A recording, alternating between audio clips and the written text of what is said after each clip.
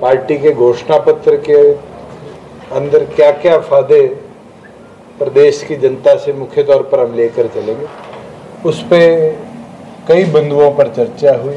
कईयों पर सब ने सर्वसम्मति से मोहर लगाई है। जैसे किसान के कर्ज माफी की बात थी, उसके अंदर कोऑपरेटिव तौर पर कैसे हम उसको माफ़ कर सकते हैं, इंटरेस्ट फ्री उसके ऊपर, तो उसके लिए सुझाव आए हैं, हम चर्चा करेंगे। वैसे ही किसान की फसल खराबर पर सभी ने सहमति दी कि जो 7,000 रुपया हमने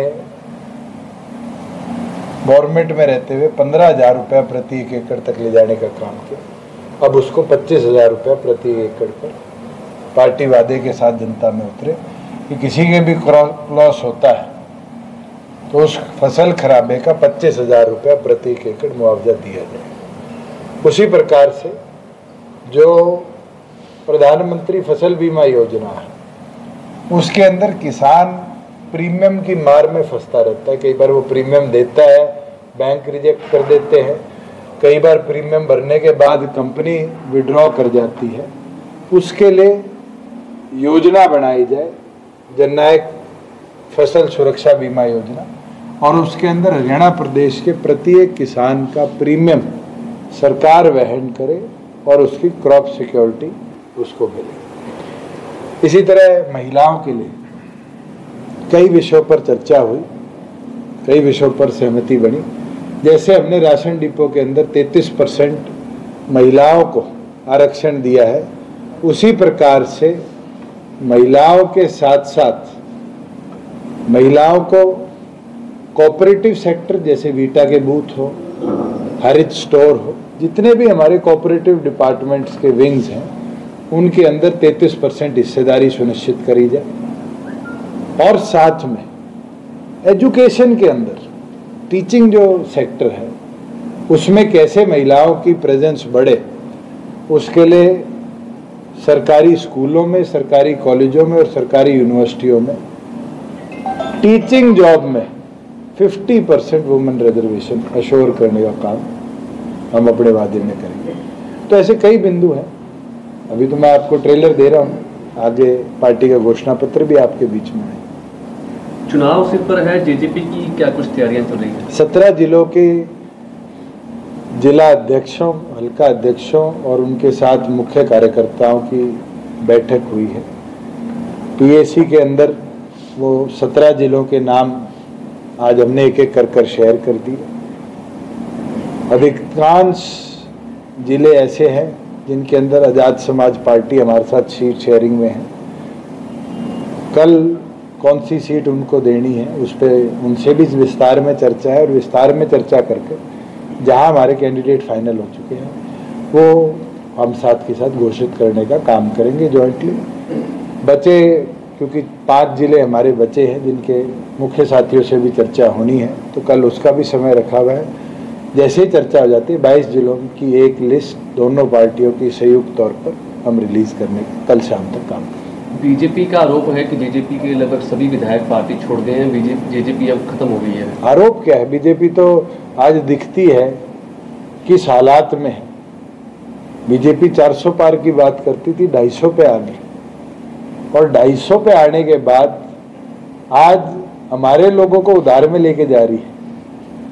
नहीं ले रही हो तो बताओ। पिछले 2 दिनों में 6 लोग हमारे संगठन के उनने लिए हैं जिनको आश्वस्त किया कि तुम्हें चुनाव लड़ाएंगे। इसका मतलब तो बीजेपी अंदर से खोखली थी। और मुख्यमंत्री की हालत कैसी है? कटी पतंग की तरह है। तीज वाले दिन जब पतंग कट जाती है तो उसको ये नहीं पता वो कहां जाके गिरेगी। आज मुख्यमंत्री की हालत है कि उनका प्रदेश अध्यक्ष कहता है लाडवा, मुख्यमंत्री कहते हैं करनाल, उनके करनाल का संगठन का अध्यक्ष कहता है कि नारायणगढ़ जाएंगे। इतनी ज्यादा कंफ्यूजन जिस संगठन में हो, वो उधारे भी ले लेगा तो भी हरियाणा की जनता उसको जवाब दे। आप कब तक नॉमिनेशन करेंगे? 5 तारीख को नॉमिनेशन का टाइम तय हुआ है, और 5 तारीख को पहले दिन उचाना विधानसभा का नॉमिनेशन बने। फिलहाल डिप्टी सीएम, पूर्व डिप्टी सीएम उचाना से चुनाव लड़ेंगे या कि और सीट से चुनाव? मैंने तो कभी दूसरी सीट का सोचा भी नहीं, और मेरी कर्म भूमि है। कुल 7 चुनाव मैंने उचाना में देखे हैं। 2009 में चौटाला साहब का देखा, 2011 में डॉक्टर अजय सिंह चौटाला जी का उपचुनाव देखा, 14 में 2 खुद लड़े, 19 में 2 खुद लड़े, 24 में मेरी माता जी का देखा, और अब 8वां चुनाव है। मैं कैसे छोड़ सकता हूँ? जो प्यार उचाना ने दिए, मुझे नहीं लगता कि मैं वो एहसान फरामोश सोच का आदमी हूँ जो मैदान छोड़ के भाग गया। वीरेंद्र सिंह का कहना है कि दुष्यंत जो मर्जी कर ले उसको हरा के भेजेंगे। चलो, वीरेंद्र सिंह ये तो मान गया 4.5 साल बाद कि दुष्यंत मैदान नहीं छोड़ रहा। वो तो ये कहते थे बारी बारी कि दुष्यंत मैदान छोड़ेगा, दुष्यंत उचाना छोड़ेगा। उनका गला बिठाया नहीं बिठाया मैंने, और मैं तो वहीं खड़ा हूँ। जनता उनको उचाना छुड़वा दे। उचाना को लेकर वैसे आपने एक नया नारा दिया है, वो जीतेगा उचाना तो जीतेगा हरियाणा, और बिल्कुल सही बात है। अगर जननायक जनता पार्टी की सरकार बनेगी, उसके अंदर अहम योगदान उचाना करेगी। बीजेपी का कहना है कि जेजेपी के साथ गठबंधन करके काफी नुकसान हुआ, जिसका रिजल्ट लोकसभा में मिल भी गया। और अब हालत ये है कि उनके तो संगठन के लोग टिकट मांगना छोड़ गए। खुद देखो, बराड़ा जी टिकट मांगा करते थे, छोड़ नहीं गए मैदान, इसने बबली ने ले गए। कैप्टन अभिमन्यु टिकट मांगा करते थे, रामकुमार गौतम ले गए। इनका संगठन मंत्री पिछली बार चुनाव लड़के हारा था, आज वहां जोगीराम ले गए। और तो और आशा खेदड़, सीमा गेबीपुर सारी मैदान छोड़ गई, तो अनूप ले जाना पड़ा। ये हालत तो थी कि जिनको हमने चुना था, जिसको हमने सम्मान देकर विधायक बनाया था, आज बीजेपी को वो भी उधारे लेने पड़ रहे। सर, देवेंद्र बबली पहले कांग्रेस की एक मीटिंग के अंदर दिखाई देते हैं और अब बीजेपी ज्वाइन कर ली है। उनसे पूछो